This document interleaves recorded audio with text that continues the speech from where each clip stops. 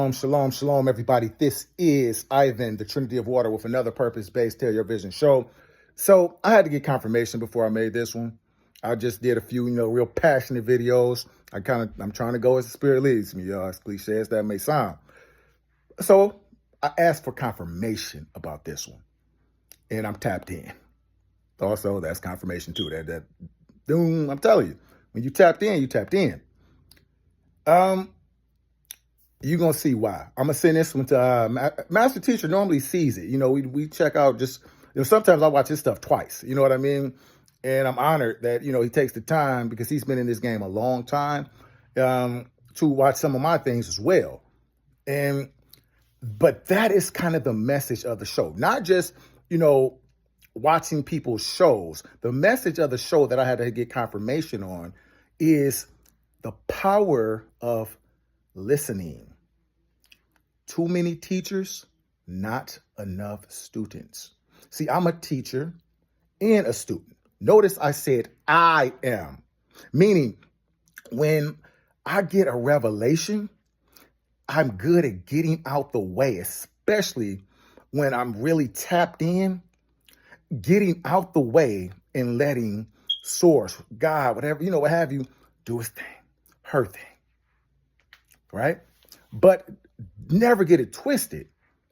We're every day we should be students, but we shouldn't say that as something that's cliche. We should literally always be students of this game. Always seeking more. The joy of finding out and solving mysteries, missed stories. But that's, like I said, the point of this message. What I'm noticing a lot is not religious people, but a lot of, let's just say, spiritual people that I might encounter, and I've been encountering a lot lately. When you see them out, it could be anywhere, grocery store, you might, a friend, but anyway, I don't want to drift. I noticed that when you begin to talk, they feel they need to teach you. Some pastors too, you may talk, especially actually some pastors. It's unconscious, but they're consciously thinking, you're not on my level. I'm going to teach you. Their vocation is preaching, teaching. They're wired to do that. But as you become a little more aware, you learn the power of listening. Oh, what's the old saying? You got 2 ears and 1 mouth. You should listen double more than you talk. Well, that's a big lesson for me because I love to talk. And what happens is some real spiritual good stuff that a lot of people need to hear gets talked about. But it solves absolutely nothing relevant. That's real. Because when 2 or 3 gather in God's name, I did a message on this. It's in the midst. God say, I'm in the midst. But you're so busy talking, you're missing it. See, when a real conversation is an ebb and a flow. A conversation is a beautiful thing. It's a thing of beauty. Like I say, it's like breathing. Give and take, give and take. It flows naturally. But when you're trying to teach one another, you're not really hearing anything. It's a waste. It's missed. So I said we're books. Our stories are missed. Now, for the confirmation that I was speaking of, we're going to drift a little away from that to when you make maybe videos like I make. And as I mentioned earlier, that's the reason I mentioned it. People that's been in this game for a long time, I'm an empath. So I could, and if you were empath as well, sometimes you can just not just emotionalize, but you could just feel like that person knows something that most people don't know. And meaning even more than just mysteries. And come on, once you're in the game for a while, you're aware that you can't tell everybody all that you know. It's your story. You don't tell everybody everything about your story now. It's yours. It's personal. It's sacred. But one thing I noticed, why I think I probably gravitated to him so much, I know he's in my soul tribe or Star Seed, whatever, what have you, but it's not just that. I noticed he can listen.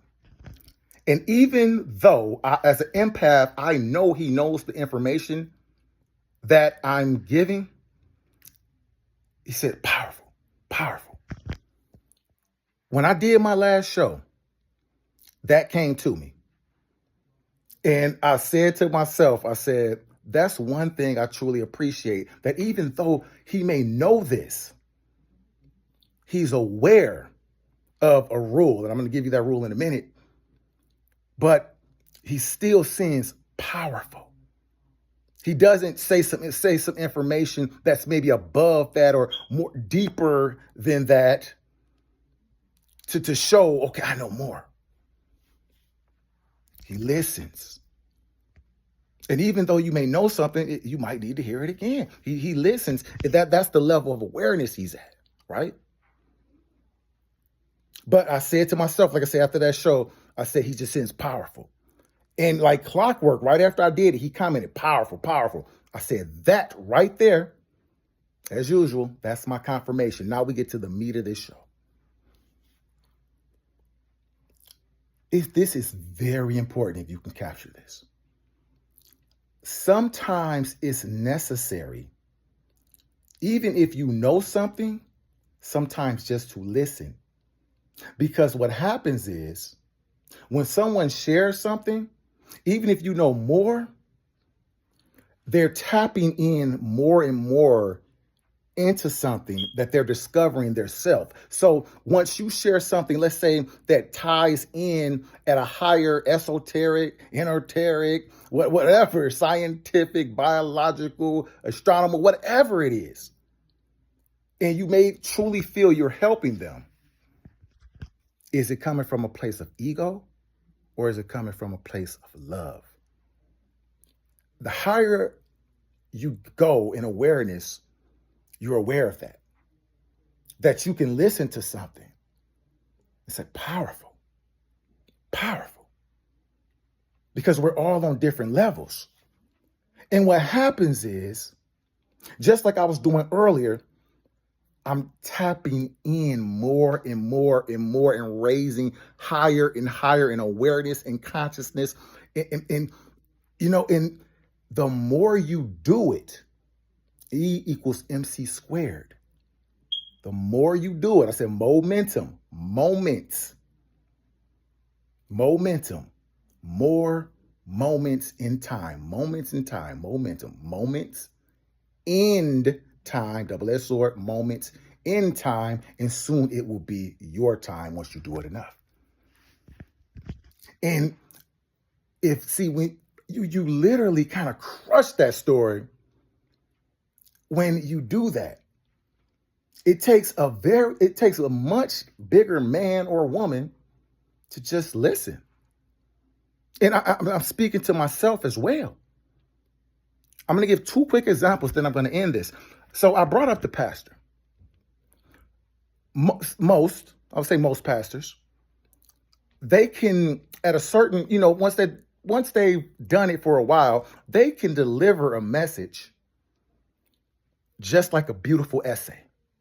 Introduction, thesis, tell you what they're going to be talking about, the introduction, supporting paragraph,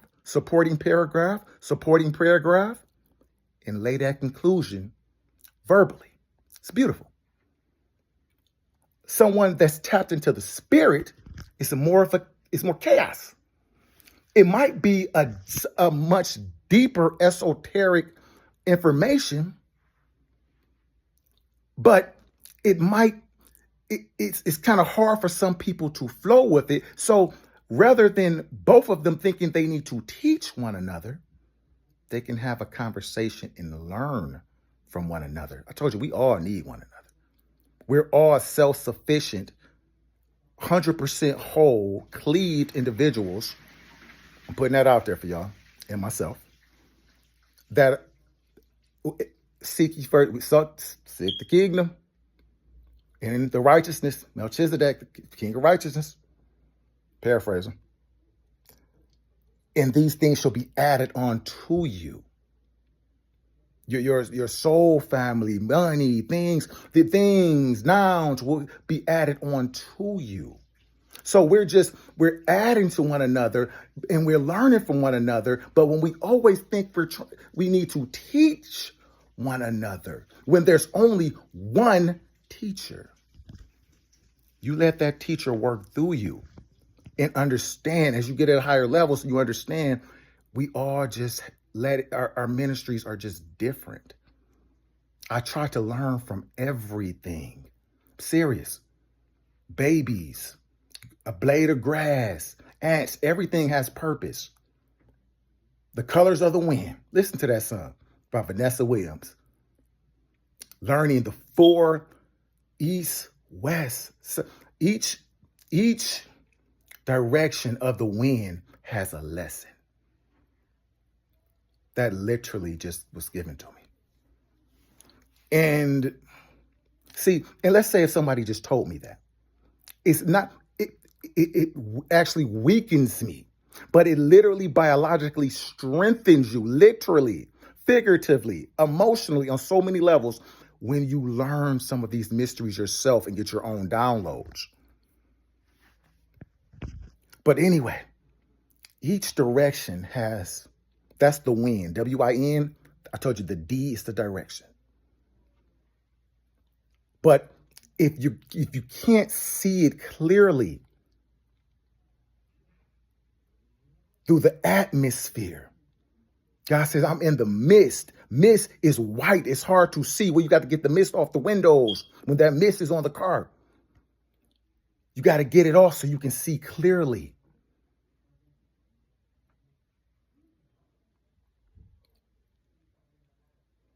Learning from one another. Learning from all things. Because all things work together for the good of those who what? Not sometimes come in and out. And we do it, but that's fine. I'm not saying it like that, but I'm just saying it says that love, but real love, that unconditional love, meaning no conditions, no matter how it looks outwardly. I don't care what the conditions look like. I still love you. All things literally still got to work for your good. Doesn't mean that you might always see it, but you know it's going to happen. So the wind blows people your way. It blows places your way. It blows things your way.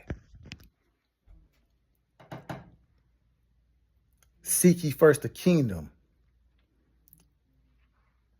and my righteousness. And these things should be, I will direct your path. And these things should be added on to you. Now I'm paraphrasing, but what I'm saying, direct your path, the neural pathways in the mind. What is repentance? It's not just saying, oh, you know what, I'm sorry. I'm sorry. That's why I said that's not love. That you don't feel that. But when you truly, even if you do it again, but when you truly are sorry for something and you truly want to make a change, it's in the Greek, it's I believe in the Greek, but it's repent is it's a reversal. You change your mind. Meaning, I'm going through the wide gate. You know what? I changed my mind. I'm going the other way. But just move. Like I say, even if you're going in the wrong direction, whatever you feel your ministry or your purpose, don't listen to anybody else. It's a power in that. The power in that is you begin to discover the teacher. It's only one. It will work through you It works through the wind, the grass, the bugs, the bees, people. How can you say you love me that you've never seen, but you don't love your neighbors that you see every day? The colors of the wind. Have you ever walked the footsteps of a stranger and learned things that you never knew? You never knew. So if you think you know everything, how can you know what you don't know? When you're not a student, and when you don't say, okay, not out of your mouth, but you consciously, you feel I could only learn from scholars.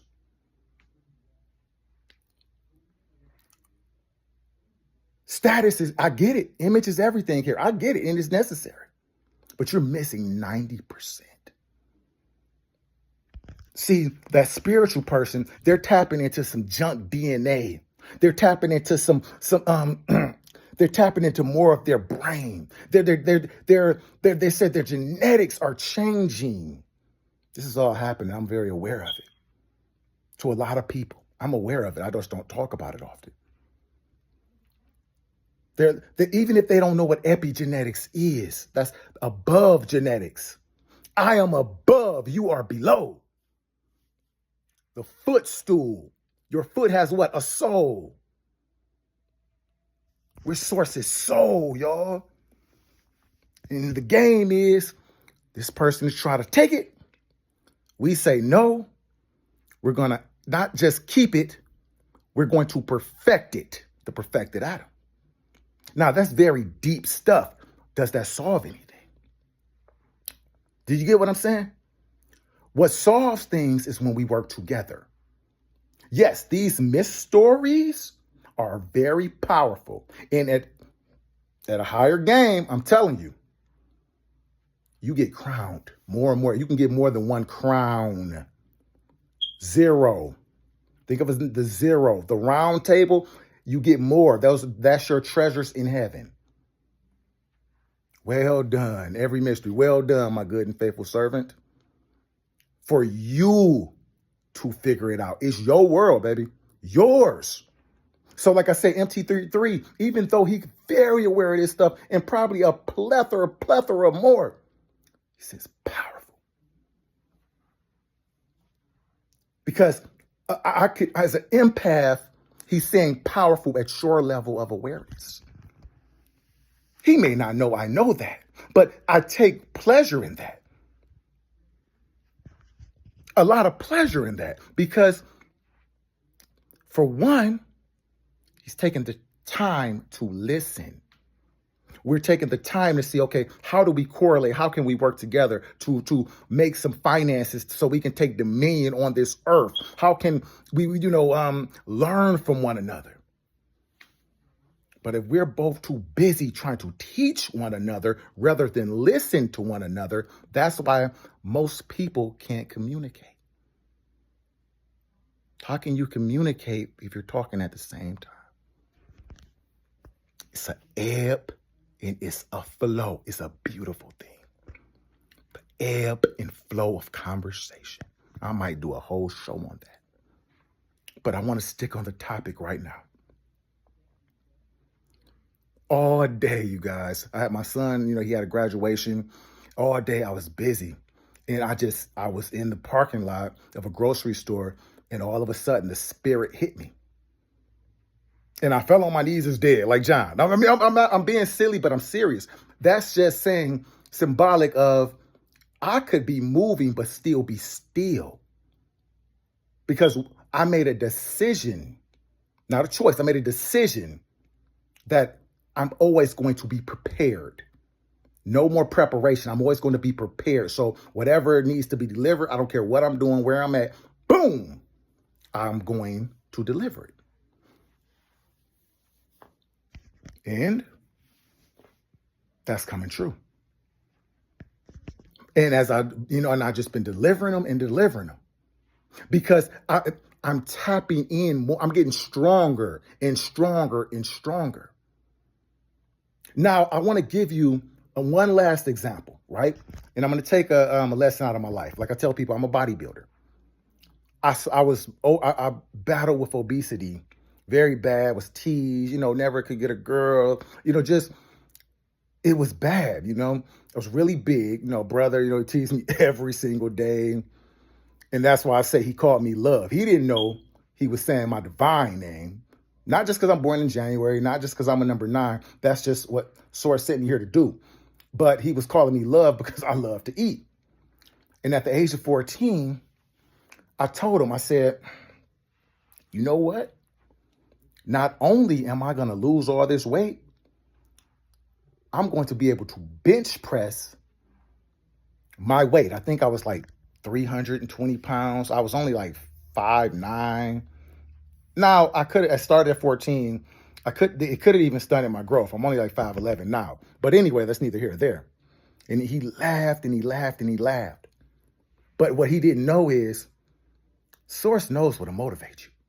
If he would have said, oh, I know you can do it, I may not have done it. I needed that. When people tell me I can't do something, it fuels me. So why do people get mad when people don't hear you? When people doubt you, when you know that's what fuels you? Awareness. So I went down the basement. At this time, it wasn't, I'm telling my age, but you couldn't just go on YouTube and put on a theme. So I just hummed the Rocky theme over and over again in a recorder. Then I set it down and I would work out every single day after school. And if I was too tired and I had to take a nap, I would get up. I don't care if it's 2 in the morning, 3 in the morning, whatever. I would go down there. And this is a little embarrassing, but I'm going to say it. Because I never had a girlfriend, I would put on things like, I would put on love songs and imagine myself with some of the girls I had crushes on. And that it would fuel me. I didn't know what I was doing then. I didn't know why I had so much energy. It was fueling me.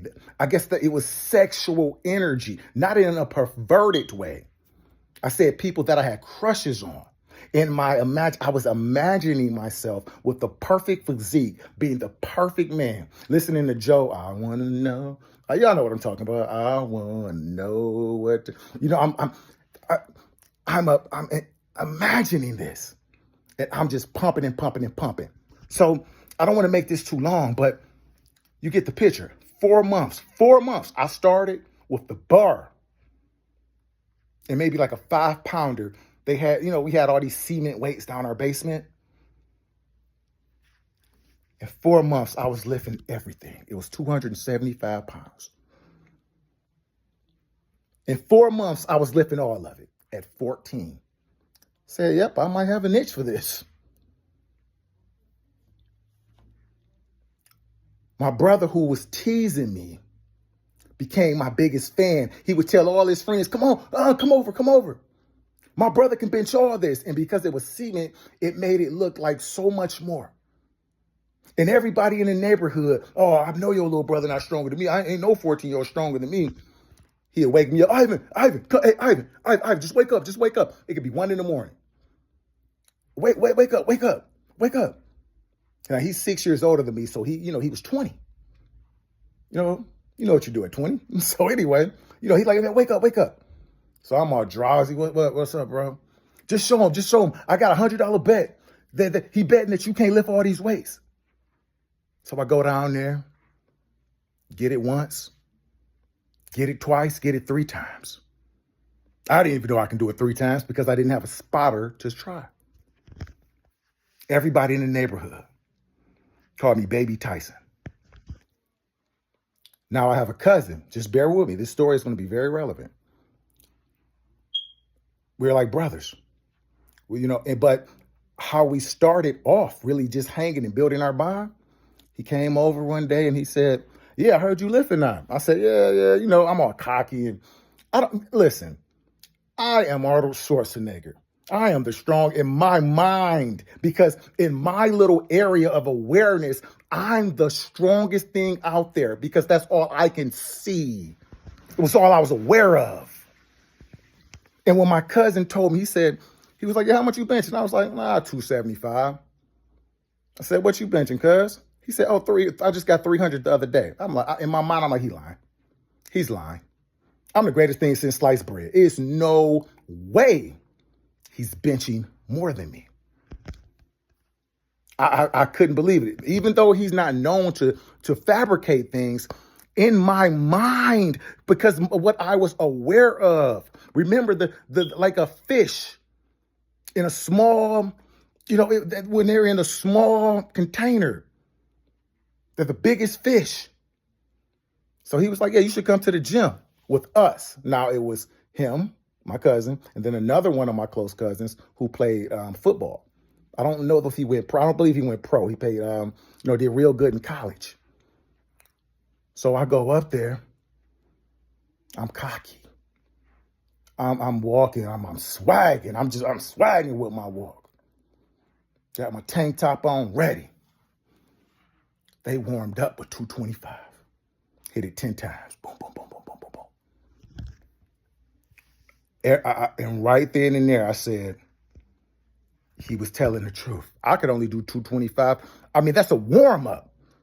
Heck, if I tried hard and I had a good day, I could maybe get it 7. Then it went 225, 275, which is, I can get a couple times, but after that, I'm done. 295, 300. And I was intimidated. It crushed me. My confidence. Like, have you ever noticed, like, when a boxer finally, like a Roy Jones or a Tyson, finally loses, that aura of invincibility leaves. It's unseen. Everybody like, what happened?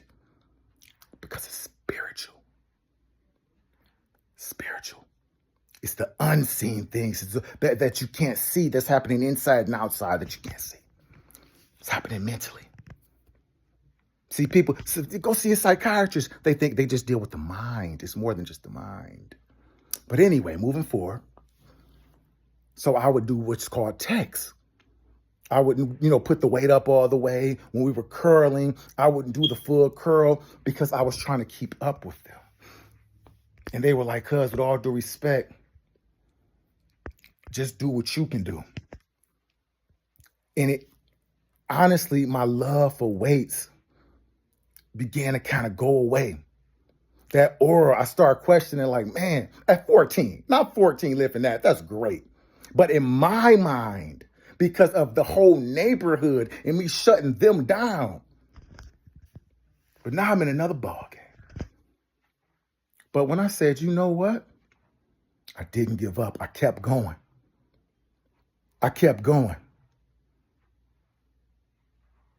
And what eventually happened was the biggest lesson of what I'm talking about. Although right then and there, my cousin was stronger than me. Within 2 months, I was stronger than him.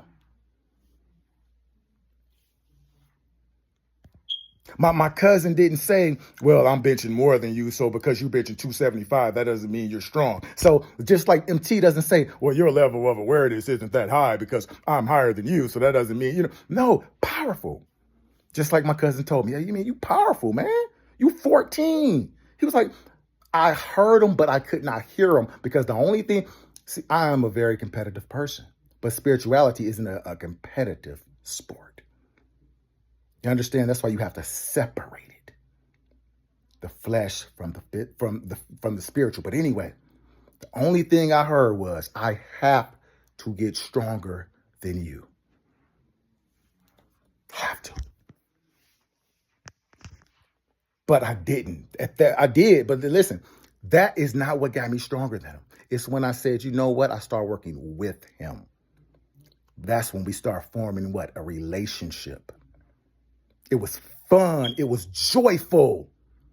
He no longer was I messing up how I was lifting. He didn't have to teach me. I didn't have to teach him. It flowed. It ebbed. It flowed. And if you ever work out, you ever notice your spotter knows exactly how to spot you. When you work out with him every day, you already know what's going to happen. You're like mirrors to one another. Our muscles even came in the same. because we did all the same exercises. And I began to, now I could not deadlift them, but everything else, I surpassed them. Not only that, we surpassed everybody in that gym. We used to call it the center. And then you know what happened? We went to LA Fitness. And when we got to LA Fitness, it was a person. Now we were both, I was benching 330. He was benching 315. A guy was benching 405 pounds. That's 4 plates on each side. See, muscle memory. You remember it. You do it so much. And again, I was intimidated. I wasn't the strongest person in the gym anymore. At that gym, just like at the basement, they began to everybody come around and watch them. Watch, they about to put this on, and the whole gym would come and look. And hey, it can't help but to start doing something to the ego. I began getting real cocky. And I'm thinking it's just, because like, hey, we should go to LA Fitness. Now that idea came in his head. Was that him or was that something else higher? You'll catch that if you can. Go to LA Fitness, like I said, see somebody benching 405. And the strongest people, they always tend to gravitate to one another, just like the people who grind here, because that aura, it attracts you to the people. The people that's doing kind of what you're doing, even if it isn't at the same level. Iron sharpens iron. And when you see someone doing something, just like I was telling you about that guy who ran the 4 or 5 or whatever that was, when somebody seen it, years later, high school students was doing it. So when I seen this guy benching 405, I said, I gotta get him. Didn't. Competition again. Competition. I worked. I did push-ups. I was working out 3 times a day. But like the message I said earlier, do less. Wasn't sleeping right. Wasn't getting my rest. I was actually just tearing my muscles down. I wasn't getting the right nutrients. It wasn't, again, to what? I just let go. I wasn't even thinking about it. I actually built a friendship with the guy. Then I was benching 450. I was the man once again. My cousin was right under me at like 385. Everybody would come watch. Another gym. Then my cousin had, hey man, let's go to the powerhouse. And y'all know about the powerhouse. Especially you're on the Eastern time zone. Come in there, somebody benching 500 pounds. Call this guy Nardo. Everybody act just like Debo too. He didn't take things from people, but just his aura. It was like this dude, I mean, it wasn't one place. His jaws had muscle, nose had muscle. This was just a really big, cut, crazy looking cat. And for some reason, like I said, it's not some reason, but he gravitated right towards us. What's up, y'all? He wanted to work out with us because the best want to work out with the best. Because iron sharpens iron. They're not intimidated. But I was at first. Just like I was intimidated to collab with MT33. See, I can emotionalize and say things like that because this is what when you say it, you take power over it. I'm not ashamed of it. It's part of life. But just like the physicality, yes, I got up to 615 pounds.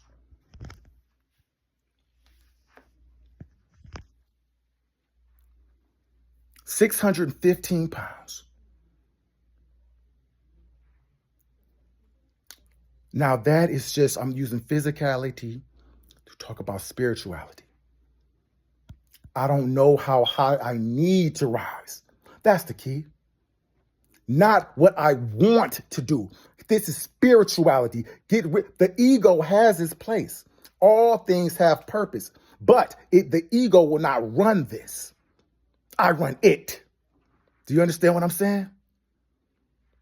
All things work together for the good of those who love. When you in love, it's not an ego. You know when you love somebody, your pride came before the fall. You put your pride aside, didn't you? Because what? You fell for them. You get it? Pride come before the fall. You fell for them. That's why I never say you want to fall in love. Say you want to be in love. You want to be in unconditional love. Now, I used to say anything you can go in, you can go out. That, yeah, a door that no man can shut or open because we will be there. So in love, then it's unconditional. First, you're in love, and then it's unconditional. And the level of awareness that you need to rise to will be specifically for you. Don't compare yourself to nobody else. Because when you do that, it will hinder you. You will be intimidated. And you won't be able to tap in like you need to tap in. So how do we help people do that? By not trying to teach everyone. Listen, I see a plethora of things. Like I said, I check it out. He does his thing. He doesn't feel he has to teach me or save me. Because that's really what it is for. Like I had to save you. I'm here to save people. Did I say that I saved this person and that person in your name? That's not your energy signature. So I say, I don't even know you. It's not verbal. It's a beautiful cleaving of an energy. It's of a sound, of a vibration, of music, the angels, all those things. It's a beautiful symphony of marriage. You're the greatest story that's ever told. You're the greatest love story ever told. A story of your love for source. We all have a great love. We telling a love story. With ups and downs and ebbs and flows and highs and lows. Pips and hoes. No, I'm sorry. I'm sorry. I had to make it a little. I'm sorry. It got too powerful for a minute. I didn't want this show to be so powerful. So I'm joking. Forgive me, especially religious people. Forgive me. But hopefully y'all may have got a laugh out there. Because sometimes we need to just laugh, y'all. Simple things. We don't have to save everybody or teach everybody. The teacher will do it. The revealer will reveal. They have to tell their love story. And whatever a level of awareness they get to, it's designed for them. Some people don't need to get past a religious mindset. But that person, rather than seeing the level they didn't get to, if you're at a certain level of awareness, you can see how what I said earlier, they know how to tell a story. Because we're telling stories. So you need that, but you can't see it because you're trying to teach them or you're too busy talking. That's why I say be still and know that I'm God. That's just not when you're by yourself. That's when you're sometimes having a conversation. You need to be still and know that it might be a word from them that's coming from God that you need to hear. So when people say, I don't need to get it from you, I can go right to the source. Absolutely. But you best believe it's going to be tests. And one of the tests for everybody, this was revealed to me, is do you have the ability to hear? Because the test is, oh, thank you, source. I just got told this. That is a test because an ear to hear begins with your neighbor. So when you're in love, you listen. So when that still, it's music being played, it's hertz. That's why they changed the hertz here, y'all. So we can get used to another sound, but that's not going to matter when we train our ears to be spiritual. We will hear. So all that mess about what they did to the music and this and that, what type of God and source you got? Because we ain't got the same one. It don't matter what they do. It's a peace. When you're at peace, you see the past, even all the understanding. So no matter how aware anybody is, it's a peace of understanding that if they will be at the same level as you, and you're working in unison in different individual ways to hear what needs to be heard, to see what needs to be saw, and you're taking dominion physically and spiritually. You're breaking down what? Revolutionaries. You're revealing secrets and you're having solutions. You can't solve nothing, no thing.